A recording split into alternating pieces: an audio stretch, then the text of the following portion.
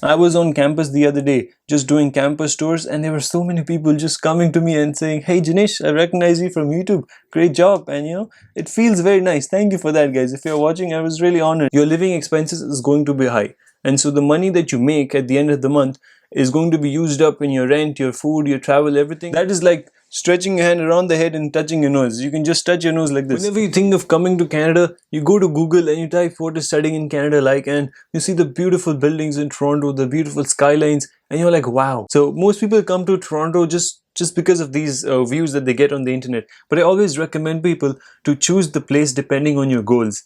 Everybody's goals are different. Everybody's background is different. If you are more career oriented and you want to move to a place keeping your professional goals in mind, Toronto is a big city. Lots of opportunities in Toronto. Toronto is great. If you want to just come to Canada for your PR and you want to settle down here, just keeping the PR in mind, and that's your goal to get that as soon as possible, then other places are there to look for. Toronto maybe may not be. I'll get into more details about that later in the video, so stay tuned for that. And that's what we're going to talk about in this episode, the pros and cons of living in Toronto. Without further ado, you're watching Talks with Jinesh. Let's get started. First of all, I will begin with Toronto is a big city. Now, big city means you have everything there. You have your transport is very well connected. All the areas, places are very well connected. You have streetcars. Streetcars are what we call tram in India. Subways. There's the food, obviously, subway, and then there is subways, which is underground metros, just like what we have in Delhi, in Calcutta, in India, we got metros. Similarly, you have here subways, and every 3 to 4 minutes, 5 minutes, subways are running. The buses. There every 7 to 10 minutes, you will see a bus coming up at the bus stop. So transport is very well connected. You will get every type of cuisine. You'll get all the types of cuisines available in the world you will find in Toronto because of the so much of cultural diversity there is. There are people from all over the world. Toronto is also known as the city of immigrants. So that alone will tell you, you get cuisines of all kinds. Whatever Mexican food, whatever food you want to eat, Indian food, Tamil food, you will find in Toronto. Just like how you have New York in America, you have Toronto in Canada, same thing. Now, there's a lot of little things which you will find in Toronto where in other places you may not be able to find those things. So that is one point. Next point, which is more important and has more interest as well, it's your job opportunities. If you are looking for more exposure in your professional career, or you want to expand your skills and stuff, and you just want to work in a bigger company, Toronto is the right place to go. Big companies, lots of, even if you just go to downtown, you will see big companies in downtown, big banks, so many banks, and lots of manufacturing industries, software companies, and there's lots of potential for growth. This is one of the biggest pros of living in Toronto. You have the opportunity to make big money compared to other places. Toronto is home to the best universities and colleges in Canada. If you are coming here for a course in software or in IT field or business, you have 10 colleges to choose from, and even in those 10 colleges you have another 10 courses to choose from, specifically targeting your domain of study. So there's lots of opportunities to expand your skills and do the courses that really help you to build your career. And again, obviously the environment is multicultural, so you will have people from your place as well with whom you can do group studies, group classes and stuff. If you have not subscribed to my channel, subscribe right now, and also let me know your thoughts in the comment. Give this video a huge thumbs up and don't forget to share it with your friends as well. Moving on to sports, as many of you already know, Toronto is home to Toronto Raptors, Maple Leafs, basketball, hockey, and everything. In 2019, when I was there in Toronto, I was on the 15th floor of downtown, I think Dover Court Apartments was it, and 2019 was the first time ever Toronto Raptors won the NBA, and that night, oh god, the whole city was in joy. Every car in the city was blowing their horns at around 3 a.m. at night, and there was firecrackers, there was people shouting, howling, and it was a night to see. It was a night worth remembering. And also, I think a couple days later, the Toronto Raptors were on the streets on their buses and stuff, and there were, I think, about 1 million people on the road. Like 1 million is 10 lakhs. 10 lakh people on the road watching them. If you're coming here to do a course in sports, then compared to other places in Canada, you'll get the right education, you'll get the right programs to choose from, and you will have more exposure as well compared to the other places. Next point is weather. If you're coming from a country where your temperatures are more warmer, like India, Pakistan, Bangladesh, or whichever country you're coming from, and the temperatures are more hotter there, then it's a change. It's definitely a change that you're going to feel on your first day of arriving here. The winters in Toronto are usually colder and the summers are usually warmer. So that extremes is there. Whereas in Newfoundland, you will see temperature usually hovers around 0 degrees. For warmth, I feel like, if you're coming from India, Bangladesh or Pakistan and other countries where temperatures are hotter, then it's nothing you're not used to. You're fine. And summers, it's good because you can wear your favorite outfits. Girls especially can wear their favorite outfits and go out. Whereas in the winters, you have to wear heavy clothing, winter clothing, your jackets, your gloves, your winter socks, your boots, and cover your head and everything, and then you have to go out. So that is there. But summers are okay. If it's hot, you just turn on the air conditioning inside. Your cars have air conditioning. Your houses have air conditioning, so you're good. In Newfoundland, out here in St. John's, the winds are very strong, so it's very windy place. And if the temperature is say -5 degrees, the wind chill can take it up to sometimes -15, -20 degrees also. So that is the real feel that you would feel. Even though the temperature is only -5, you would feel a lot more colder. If you keep your hands exposed outside, you can literally get frostbites. You can get that bad as well. Whereas in Toronto, winters are more colder, but you don't have that much of winds. So the real feel would actually be what the temperature is. That is one great thing I feel. And also you have less humidity, so it's a lot more drier. The best weather in Canada is going to be Vancouver. Oh, Vancouver is heaven here. And the real estate prices are very high as well, so settling in Vancouver can be difficult to buy a property and stuff, like a comfortable house, unless you want to settle in smaller apartments, square feet wise. Then it's up to you if you want to do that. But like if you want a proper big house, 2500 square feet house, then it can be very expensive real estate out there.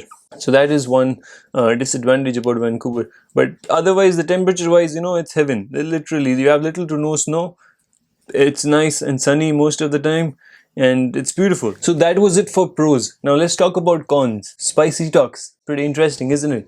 Okay, so number one thing would be your expense. Now, Toronto itself is a very expensive city. Your living cost in Toronto can be pretty high. It's just like living in Mumbai or in Delhi in India compared to if you're from another place. So Mumbai, getting an apartment there is very expensive, right? In Delhi, it's very expensive. Similarly, here in Toronto also, Toronto is like the Mumbai Delhi of India. If you have your college and courses in the city and you're residing in the suburb areas, then traveling back and forth can be difficult. 2 hours, 3 hours, depending on where you live, one way. So you would want to stay in the city only, and then according to the rent you pay, the square feet area that you get is very little. That is one point to consider. Your living expenses is going to be high, and so the money that you make at the end of the month is going to be used up in your rent, your food, your travel, everything. What you're going to see is that you're not saving any money at all, which is not nice, right? It's no fun. And just whatever you make, you spend. Where's the savings? But if you're living in Newfoundland, in St. John's here, living cost is more cheaper, rent is more cheaper. It's just that right now, the current situation with the whole COVID and everything, it's very difficult to find a room. It's only the current situation is temporary. I don't suppose it's going to last very long, this hype in the market. But in general, the living cost is a lot cheaper here. Your food is expensive, and food is cheaper in Toronto. So that is there. Your food is going to be cheaper in Toronto, whereas food is a little bit more expensive here. If you are an international student and you're only working 20 hours a week, then in Toronto it can be difficult to save up for your college and fees. Whereas in Newfoundland, if you are working 20 hours a week also, depending on what job you do and how much you get paid, you can have some savings at the end of the semester, which can help you to pay your fees in the next semester. Next point is traffic in Toronto. If you're coming here straight after +2, then when you come over here after a couple of years, settle down and stuff, you get a family, you get a car, and you get a job and stuff, then you're going to see that, getting to work can be difficult. It's just like India. Getting to work from one place to another, 10-kilometer road would take me 50 minutes to travel in India in the car. A similar situation in Toronto as well. So traffic can be difficult. If you get your job in the city and you live outside, then that means you have to drive to work every day, and driving to work every day would mean, facing the rush hour traffic twice a day. You have to pay the highway tolls, the parking, etc. Your insurance is also higher in Toronto compared to the other places. So if you get your car in Toronto and it's based in, it is from Toronto, then you have to pay the premium insurance also. Insurance is generally more higher compared to the other places. So that is there, one point to keep in mind. In Newfoundland, here in rush hour traffic, I can get home in 15 minutes from work. which is a 10-kilometer distance. I can get home in 15 minutes. Whereas in Toronto, it's not the case. It'd be about 30-35 minutes. And in India, like a 10-kilometer trip in Calcutta especially would be like 50 minutes or even an hour, right? Depending on what time of the day it is. It's crazy. Last but not the least is your permanent residency. So I said in the beginning of the video, it depends really on what your goals are, what your plans are, and what stage of life you are in. If you're coming here straight after +2, then and you're coming to Ontario.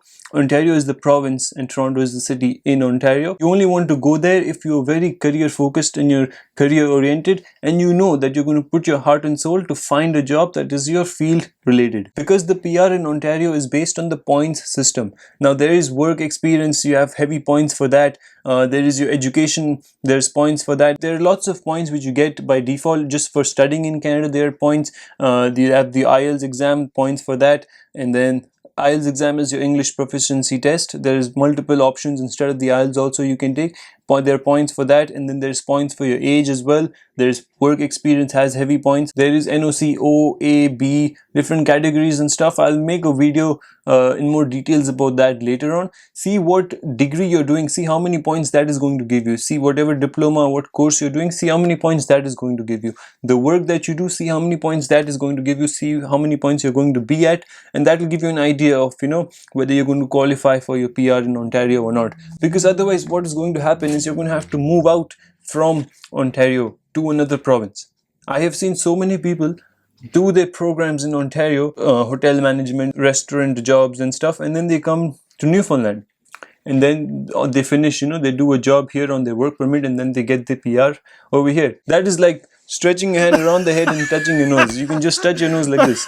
You can instead just come to Newfoundland directly. In 3 to 4 years when you finish your degree, you're going to know the people, you're going to know the place itself. I was on campus the other day just doing campus tours, and there were so many people just coming to me and saying, "Hey Jinesh, I recognize you from YouTube. Great job." And it feels very nice. Thank you for that, guys. If you're watching, I was really honored. I felt amazing. You make friends and you create contacts, and you can stay with them here in Newfoundland. Whereas if you're doing all of that in Toronto and then coming to Newfoundland or other provinces, then that's like having to resettle in a place. You see what I mean? If you're going to Toronto straight after your +2, that's your grade 12th, then it is iffy, so. But if you're going straight after bachelor's and you're going for your master's degree, then it's better. You have heavy points to do your master's, and that will also boost you up. Big companies in Toronto usually hire people easily if they've done their master's, whatever field you are in, software, electrical engineering, mechanical engineering, civil engineering. It's easier to get a job with your master's degree. Okay, so that's it for this episode, guys. Thank you for watching.